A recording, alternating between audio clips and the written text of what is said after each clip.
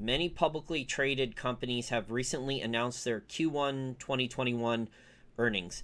And in the conference calls and in the earnings transcripts, what we are finding out, and it is a very common theme, is massively rising input costs, whether that's labor, materials, commodity prices, many different input costs.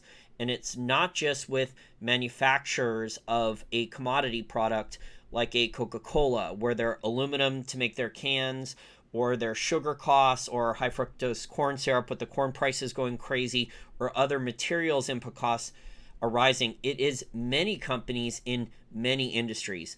We've seen examples of this with shipping rates for container ships soaring in the last 12 months. Recently, there was a story from the Produce News about trucker rates for grocery stores and other shipping. Those rates have risen 34% in a single year, and that's across the board. Some rates sometimes are even higher than the 34%. That's about the average. If you want to read the story, I'll attach a link in the information in the description section.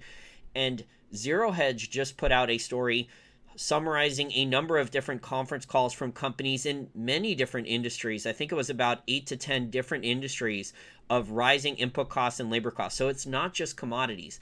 And this all has to do with trillions in just the last 12 months of new fiat currency and credit units chasing the same or fewer goods and services produced in the real economy. And that's how you get a recipe for stagflation. You do not need velocity of money to pick up for stagflation. All you need is more currency and credit and the real economy to have problems, and you're going to get, because there's not as many goods and services, you're going to get worse and worse stagflation. Stagflation actually is misallocation of capital, and the more government intervenes in markets with wage and price controls, central banks issuing more currency and credit, the worse and worse stagflation will get. And we're hearing politicians, whether that's Joe Biden or others, talk about strengthening unions to raise wages, or trillions more in spending, or doubling the capital gains taxes.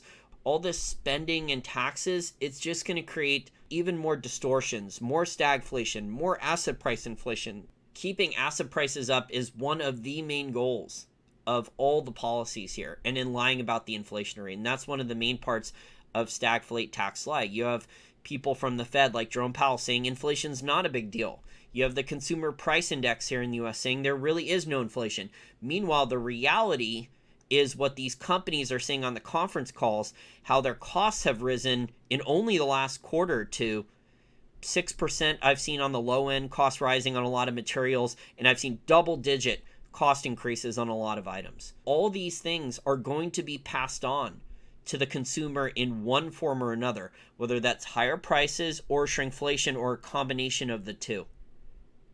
And that's going to result in a much lower standard of living for many of us, especially people who have to spend a lot of their income on everyday things just to survive, just to maintain their standard of living.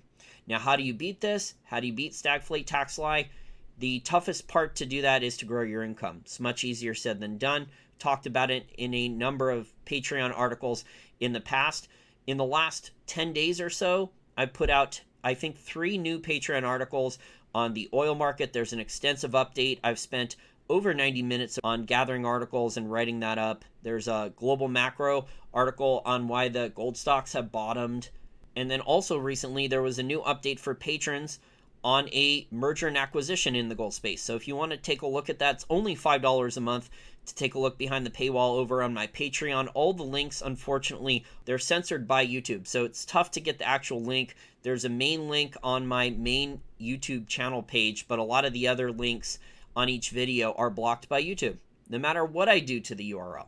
So if you want to chip in for the free content and allow me to keep making these free videos so I can pay my bills, you can also benefit from the additional insights behind the paywall for only $5 a month. You can help chip in and cover my costs and become a patron.